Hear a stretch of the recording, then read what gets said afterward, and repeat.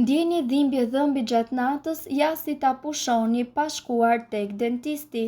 Duke qenë se mentja përmban antibakterial dhe antioksidues, çaji mentes ose thithja e qeseve të çajit gjithashtu mund të ndihmojnë në lehtësimin e dhimbjeve të dhëmbit. Gjithashtu mentoli si përbërës aktiv i mentes mundet të ketë një efekt të lehtë mpirës në zonat e dhimbjes.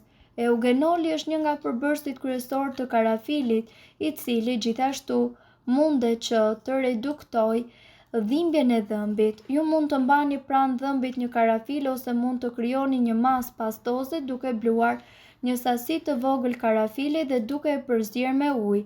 Alicina, e cila është përbërësja kryesore e hudrës, ka një efekt të fortë antibakterial që mundet t'ju ndihmojë në shkatërrimin e baktereve në gojë, të cilat çojnë në kavitete dhe dhimbje dhëmbi.